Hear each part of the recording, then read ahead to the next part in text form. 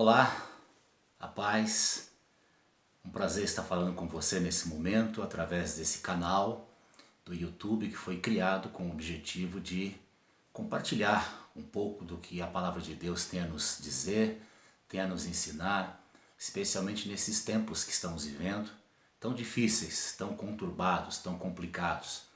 E eu criei esse canal, decidi criar esse canal com o objetivo de ser direto ao ponto, de procurar, sem rodeios, examinar com você a Palavra de Deus e refletir no que ela tem a nos ensinar. Por isso eu quero convidar você, se você tem aí a sua Bíblia, que você possa abri-la comigo e nós vamos ler um texto da Palavra de Deus que está no livro das Lamentações. O livro das Lamentações há uma autoria possível atribuída ao profeta Jeremias. Mas independentemente da autoria, é um livro com quanto breve, mas que traz para nós algumas lições preciosas. E eu quero compartilhar com vocês de uma dessas lições, ou algumas dessas lições, com base no texto do capítulo 3 desse livro de Lamentações. Eu vou ler a partir do versículo 19 até o versículo de número 24. Então, se você tem um exemplar da Bíblia, convido você a abri-la comigo. Se você tem aí um aplicativo da Bíblia no seu smartphone, você pode, se assim o desejar, acessar aí o aplicativo. E nós vamos ler o texto da Palavra de Deus, Lamentações, capítulo de número 3, os versos 19 a 24, assim está escrito na Palavra de Deus. A versão que eu leio da Bíblia é a NVI, a Nova Versão Internacional, que é uma tradução, é uma versão que já há muitos anos eu utilizo nas minhas leituras, muitas vezes devocionais, e também nas leituras que faço nos momentos em que estou ministrando a Palavra de Deus. Então, o texto de Lamentações capítulo 3, versículo 19 a 24, na NVI, está registrado assim: Lembro-me da minha aflição e do meu delírio, da minha amargura e do meu pesar. Lembro-me bem disso tudo, e a minha alma desfalece dentro de mim. Todavia, lembro-me também do que pode dar-me esperança. Graças ao grande amor do Senhor é que não somos consumidos, pois as suas misericórdias são inesgotáveis. Renovam-se a cada manhã. Grande é a tua fidelidade. Digo a mim mesmo, a minha porção é o Senhor. Portanto, nele porei a minha esperança. Convido você a uma breve oração. Pai bendito e amado, é no nome de Jesus, teu Filho, que nesse momento eu quero agradecer pelo privilégio de estar compartilhando com as pessoas que estão agora me acompanhando através dessa gravação, ó Deus, da tua palavra, Senhor. E eu quero te pedir nesta noite, mais uma vez, que o Senhor me conceda a graça de poder transmitir, Senhor, de modo muito claro, o que o Senhor tem colocado em meu coração, e através dessa reflexão, que vidas possam ser alcançadas e abençoadas. Peço que seja assim em nome de Jesus, para louvor da tua glória. Amém. Amém. Até que ponto você confia em Deus? Até que ponto você consegue convidar o seu coração para descansar do amor e no cuidado divinos? Essas, obviamente, não são perguntas que têm o objetivo de colocar em dúvida acerca da existência de Deus, mas que têm o objetivo de, evidentemente, te levar a refletir a respeito da sua confiança no caráter de Deus. São perguntas que estão relacionadas diretamente ao caráter de Deus. Até que ponto você confia no caráter de Deus? Especialmente quando você está lidando com aquelas situações que o colocam diante de um dilema e que provocam, que geram uma crise. Para algumas pessoas, afirmar que Deus cuida, que Deus provê, que Deus está cuidando da vida de cada um dos seus filhos, esse tipo de afirmação significa para algumas pessoas o seguinte, que Deus sempre as livrará de toda e qualquer dor e sofrimento. Por isso é que muitas dessas pessoas, quando se deparam com lutas, com aflições, com dificuldades, vivem num dilema, vivem num conflito. E o conflito gira em torno de perguntas como, por exemplo, como é que Deus pode me proteger? Como é que Deus pode estar cuidando de mim e ainda assim eu ser atingido pela doença, pela aflição e até mesmo pela tragédia? E é por conta, muitas vezes, desse tipo de conflito que algumas pessoas são levadas a experimentar uma espécie de crise interior. Há um conflito dentro delas, gerado pelas lutas, pelas dificuldades, pela realidade difícil que elas estão enfrentando e ao mesmo tempo essa dificuldade de conciliar o cuidado, a providência e o amor de Deus. E diante desse quadro, quando a vida nos toma de surpresa com problemas, com adversidades, com contradições, há muitas pessoas que são levadas a tomar atitudes diferentes, atitudes absolutamente distintas. E há 3 delas que são muito comuns em momentos como esse, de crises, de contradições, que eu quero destacar nessa minha reflexão com vocês. A primeira delas é uma atitude negativa, porque diante desses dilemas, diante dessas contradições da vida, há quem escolha ficar remoendo o que poderia ter acontecido. Há quem escolha ficar remoendo o que poderia ter acontecido. São aquelas pessoas, e é uma atitude muito própria daquelas pessoas que ficam considerando hipóteses, trabalhando em cima de uma pequenina palavra, se. São hipóteses que estão fundamentadas nessa expressão se. Por exemplo, e se eu tivesse mais dinheiro? E se eu tivesse tirado melhores notas na prova? E se nós tivéssemos uma casa melhor? E se nós tivéssemos filhos? Ou então se não tivéssemos filhos? E se naquele negócio, ou se aquele negócio tivesse dado certo? E se eu não tivesse sofrido aquele acidente? E se nós pudéssemos ter filhos? Ou então, e se aquela porta não tivesse se fechado? E aí essas pessoas que ficam remoendo em cima de hipóteses, nessa constante fala de se, que é uma lista que vai se multiplicando, as possibilidades são muitas, a ponto da pessoa entrar num círculo vicioso interminável. E essa insistência em considerar aquilo que poderia ter acontecido se revela uma postura e uma atitude absolutamente vã. E por que é uma atitude vã? Eu penso que por pelo menos 3 razões. A primeira é porque essa atitude de ficar remoendo hipóteses, se, não leva a nenhum resultado prático.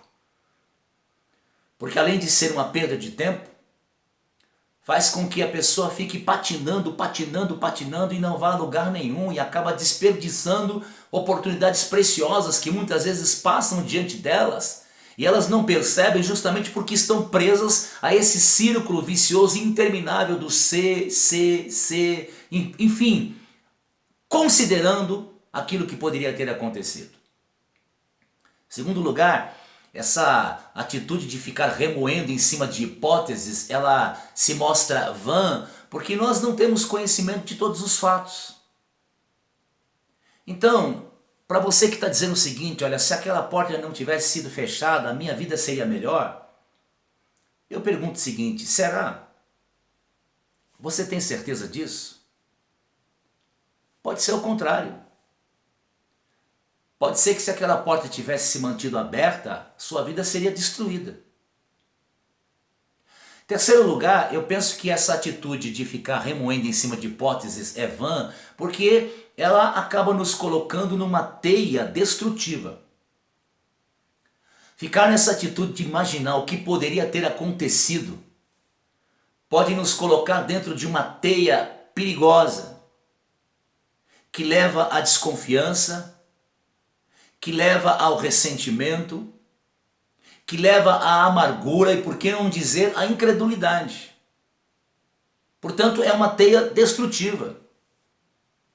E se você está preso a essa atitude de ficar remoendo o que poderia ter acontecido e não aconteceu, a palavra de Deus te desafia nessa noite a mudar essa atitude. Porque não há proveito algum em você ficar preocupado, preocupada com aquilo que não existe. Com aquilo que você não tem o controle. Com aquilo que você não tem certeza de fato se poderia ter acontecido e se acontecesse, qual seria o resultado na sua vida. Em outras palavras, o que Deus nos desafia nessa noite é a de sair da ilusão, é de enfrentar a realidade, independente de qual ela seja. É de enfrentar a realidade porque Deus, inclusive, é conosco. É por nós.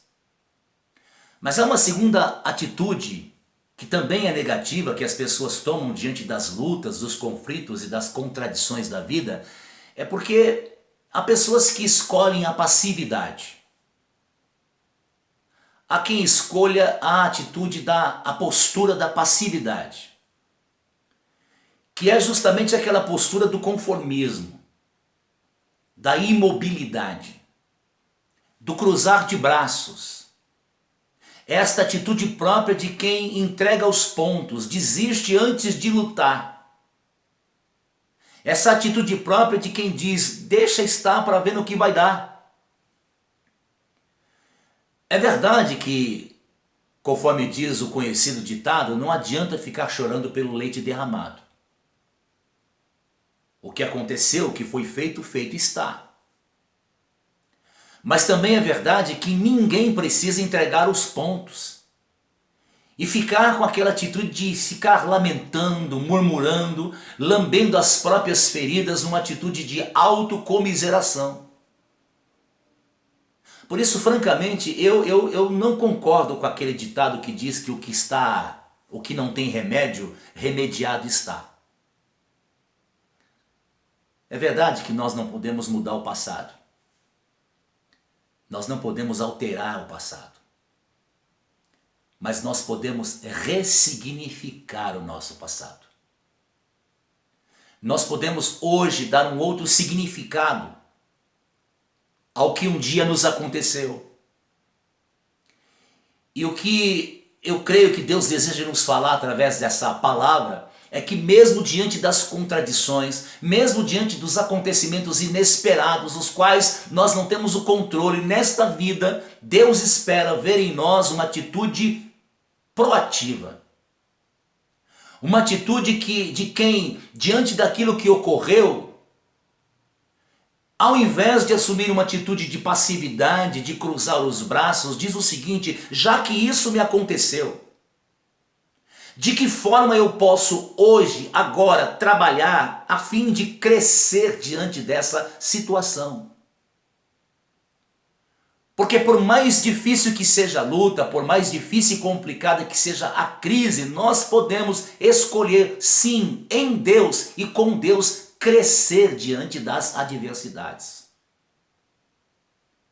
Por isso a pergunta que Deus espera que a gente faça é: o que eu posso fazer de diferente a partir daquilo que me aconteceu?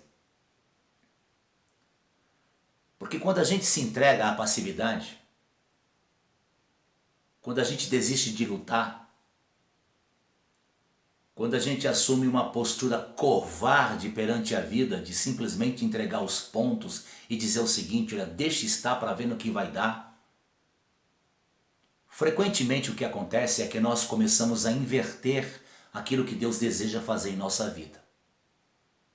Por exemplo, a gente coloca um ponto final onde Deus está colocando apenas uma vírgula.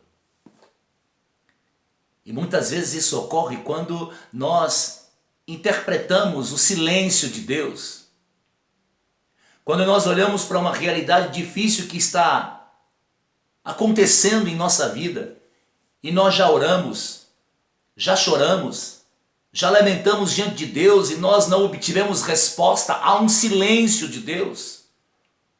E aí a gente interpreta esse silêncio de Deus como sendo uma negativa da parte dele, como um sinal de indiferença, de que ele não está se importando com a nossa sorte, de que ele não está nos ouvindo. E aí o que geralmente a gente faz em momentos como esse? A gente acha que chegou o fim. A gente acaba colocando um ponto final naquilo que Deus apenas está colocando uma vírgula, que Deus ainda não terminou. Ou então uma outra atitude que a gente coloca, inversa a essa que eu agora acabei de citar, é que a gente geralmente coloca uma vírgula onde Deus está colocando um ponto final. É o inverso, né? A outra realidade é colocar um ponto final onde Deus está colocando uma vírgula. É dizer chegou o fim aonde Deus está dizendo eu ainda não terminei a minha obra na sua vida. Agora já essa realidade é uma realidade de quem insiste em continuar, em colocar uma vírgula onde Deus está colocando um ponto final. Porque há momentos na vida em que Deus pode dizer o seguinte, olha, chega. Diga adeus a esse algo, a essa realidade da qual você está insistindo com ela. Diga adeus, coloque um ponto final, finalize essa etapa. Esse projeto que você está insistindo, diga adeus. Mas às vezes por teimosia, por rebeldia, nós insistimos em continuar. Há momentos na vida em que Deus diz chega, basta. Mas nós queremos prosseguir. Nós colocamos uma vírgula aonde Deus está dizendo coloque um ponto final. Então a palavra de Deus também nos desafia a não nos acomodarmos diante daquilo que parece irremediável. A não nos acomodarmos e assumirmos uma postura de passividade diante daquilo que parece não ter jeito, daquilo que parece estar perdido. Porque inclusive Deus nos desafia a crer nele, como Deus que pode fazer o extraordinário. Como Deus que pode fazer e tornar possível aquilo que aos homens é impossível. Deus pode intervir em meio ao nosso caos. Deus pode intervir diante daquelas realidades as quais os homens simplesmente desenganaram, já deram como causa perdida, mas que na mão de Deus tem jeito. Então, essa segunda atitude, que é uma atitude da passividade, essa atitude de entregar os pontos, essa atitude de cruzar os braços, essa atitude de dizer deixa estar para ver no que vai dar, é uma atitude absolutamente negativa que Deus reprova. Mas uma terceira e última atitude, diante das contradições, diante das lutas, das adversidades da vida, há quem prefira esperançar. A primeira atitude é a atitude daquelas pessoas que ficam remoendo diante daquilo que poderia ter acontecido. A segunda atitude é a da passividade. As duas são negativas. Mas há essa terceira aqui, que é uma atitude absolutamente positiva. Porque em meio às crises, em meio às dificuldades, em meio às tormentas, em meio às nuvens carregadas e escuras que aparecem no horizonte da vida, há quem escolha continuar esperançando.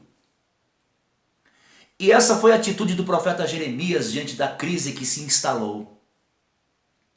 Porque uma das belezas de uma vida que tem esperança é essa capacidade de extrair o positivo mesmo em meio daquilo que acontece como sendo visto negativo ou encarado como negativo. Penso que inclusive foi essa uma das lições que Jesus ensinou ao fazer com que os seus discípulos conseguissem enxergar a virtude da prudência na serpente.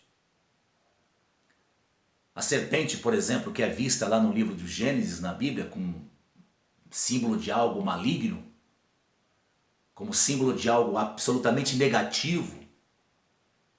A serpente, que em algumas passagens simboliza Satanás. A serpente, que é símbolo em algumas passagens da própria Bíblia de traição, de sagacidade. Mas que, no entanto, Jesus em determinado momento disse aos seus discípulos: sede prudentes como a serpente. Ou seja, em meio àquilo que é visto como símbolo do que é negativo, você pode enxergar algo positivo. Por isso é que em meio à crise, em meio aos escombros da cidade de Jerusalém, Jeremias, a quem se atribui a autoria desse livro de Lamentações, decidiu falar de esperança.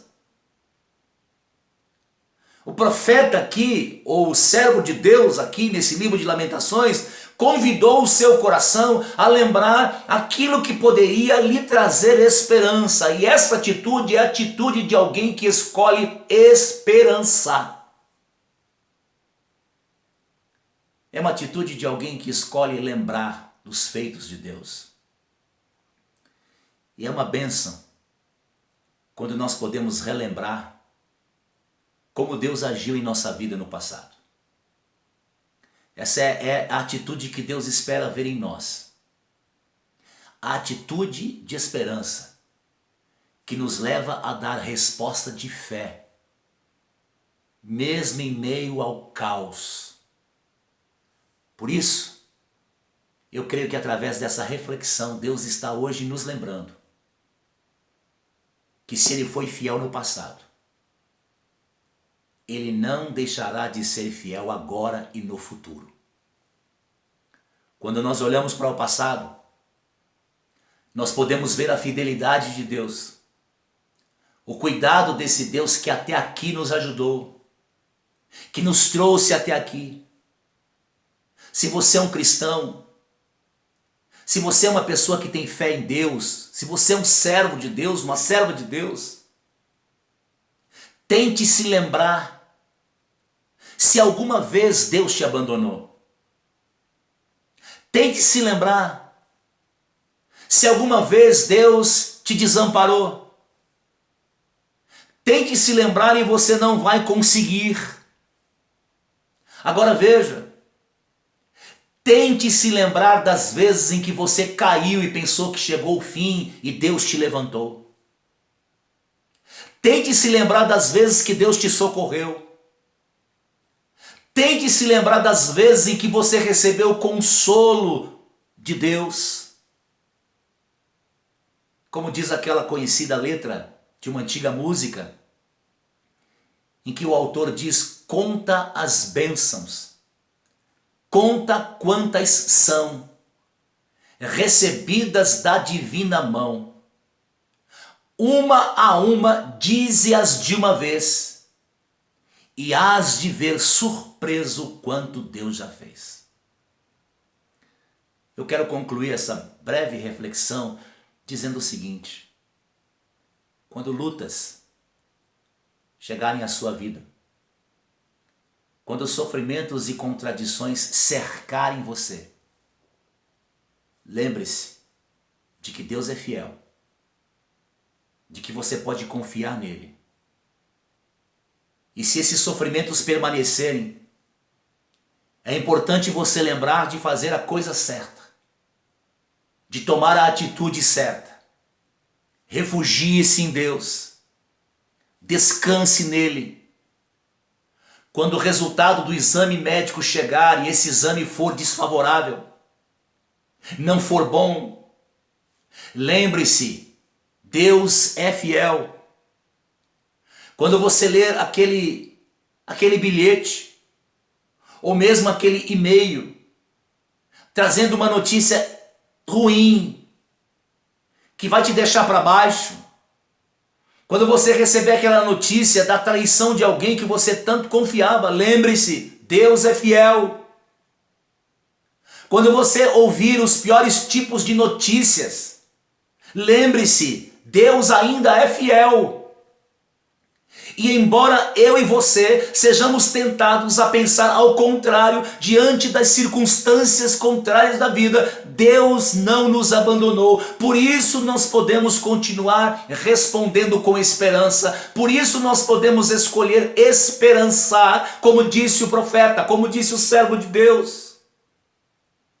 Em meio a tantas contradições, a tantas atitudes negativas, Deus espera ver em mim, Deus espera ver em você esta atitude de alguém que diz: eu quero trazer à lembrança aquilo que pode me dar esperança. E eu me lembro que as misericórdias do Senhor são inesgotáveis, que as misericórdias do Senhor não têm fim. Por isso é que eu estou vivo, por isso é que eu cheguei até aqui.